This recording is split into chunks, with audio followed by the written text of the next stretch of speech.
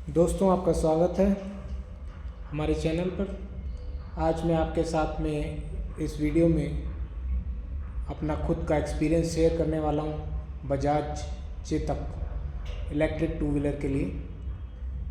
ये सिर्फ बजाज चेतक के लिए नहीं बल्कि कोई भी two wheeler, electric two wheeler का रिव्यू आप इसे समझ सकते हैं, खासकर बजाज के व्हीकल के लिए।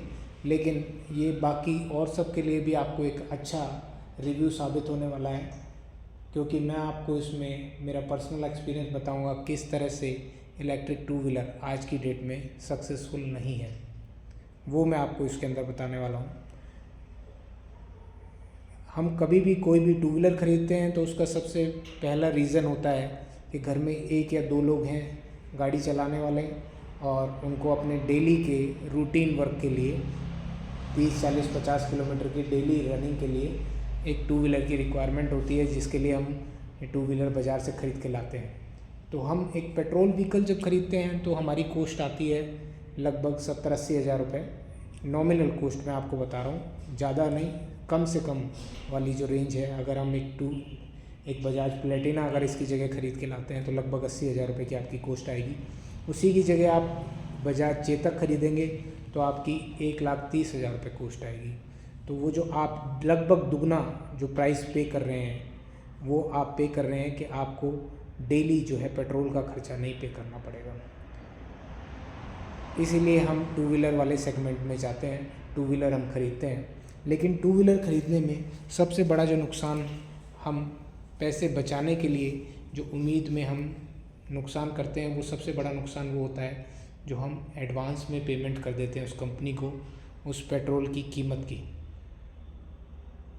जबकि ये आपको किसी भी तरह से बेनिफिशियल नहीं होगा अगर आपकी डेली रनिंग 30 किलोमीटर से कम है। तो अगर आप 30 से 50 किलोमीटर, 60 किलोमीटर की रनिंग, इस रेंज के बीच में अगर आपका यूज़ है, 30 से 60 की रेंज के बीच में अगर आप यूज़ कर रहे हैं, तभी आप उसकी कीमत निकाल पाएंगे। लेकिन तब भी मैं आपको रिकमेंड नहीं करूँगा कि आप इलेक्ट्रिक टू व्हीलर ख़रीदें।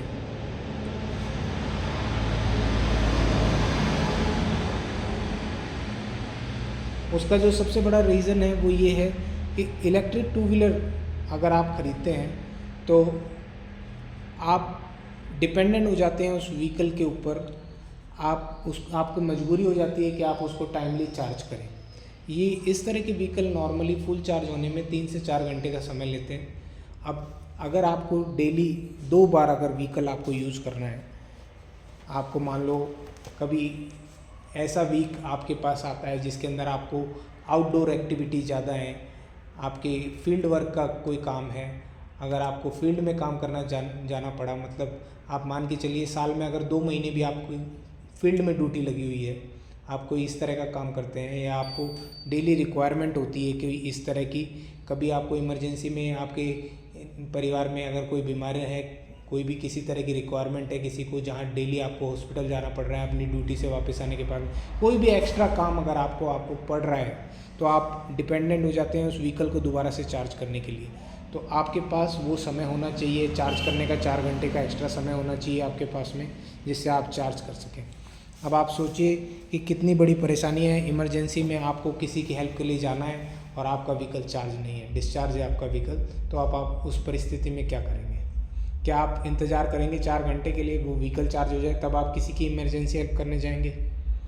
तो ये व्हीकल सिर्फ़ और सिर्फ 30 से 60 किलोमीटर रेंज वाले लोगों के लिए ही फ़ायदेमंद है। 30 से नीचे का अगर कोई कस्टमर है तो उसके लिए डिससेटिस्फाइड होने का सबसे बड़ा रीज़न ये है कि बैटरी की जो लाइफ है वो 4 से 5 साल होती है। 4 से 5 साल बाद इसकी बैटरी की जो रेंज है वो घट करके, अगर 100 किलोमीटर की रेंज अगर कोई गाड़ी दे रही है तो वो फिर 5 साल बाद 60-70 की रेंज ही देगी आपको, और उसमें भी अच्छा परफॉर्मेंस नहीं देगा। अगर आप रफ़ एंड टफ़ यूज़ करते हैं गाड़ी को, अभी जैसे मैं चेतक को यूज़ कर रहा हूँ, अगर कभी मुझे जल्दी होती है, कहीं रफ़ एंड टफ़ यूज़ करना होता है, मुझे रश ड्राइविंग करनी होती है, तो उस परिस्थिति में ये 100 किलोमीटर 95 की अगर रेंज दिखाती है तो मैं एक्चुअल यूज़ कर पाता हूँ इसको 70 किलोमीटर ही, 65 से 70 किलोमीटर की रेंज ही एक्चुअल रेंज ये देती है मुझे। तो मेरे यहाँ से, मैं जयपुर में आउटर में रहता हूँ, आउटर से मुझे जो डिस्टेंस है वो लगभग 23 किलोमीटर पड़ता है राजस्थान हाई कोर्ट में जहाँ जाता हूँ प्रैक्टिस के लिए। मैं एडवोकेट हूँ प्रोफेशन से।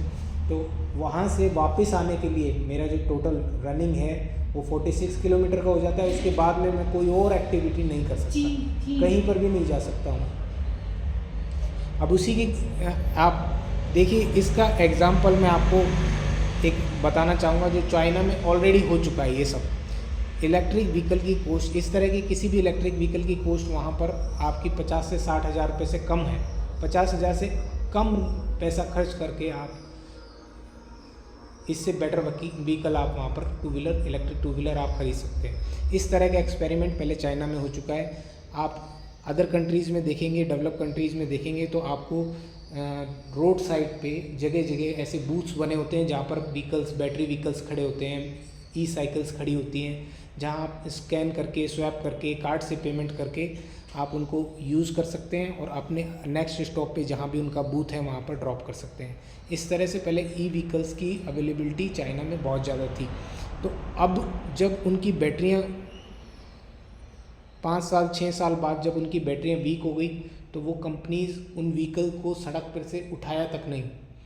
गवर्नमेंट ने उन कंपनीज़ को नोटिस दिया, तो क्योंकि उनकी बैटरी रिप्लेसमेंट की जो कॉस्ट थी वो व्हीकल के कंपैरिजन में बहुत ही नॉमिनल डिफरेंस रह जाता है। क्योंकि जैसे एग्जांपल के तौर पे अगर कोई व्हीकल 1 लाख रुपए की कॉस्ट में तैयार हो रहा है, मार्केट में आपको अवेलेबल है 1 लाख रुपए में, तो उसकी एक्चुअल प्रोडक्शन कॉस्ट 50-60 हज़ार ही होती है।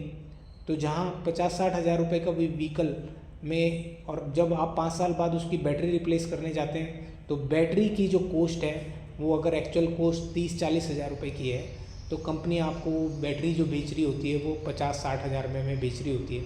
अब आप सोचिए कि 1 लाख के व्हीकल में 5 साल बाद आपको 50 हज़ार की बैटरी डलवानी है। जैसे कि इंडिया में ये व्हीकल अगर 1,30,000 का मिल रहा है तो इसकी बैटरी जो है 70 से 80 हज़ार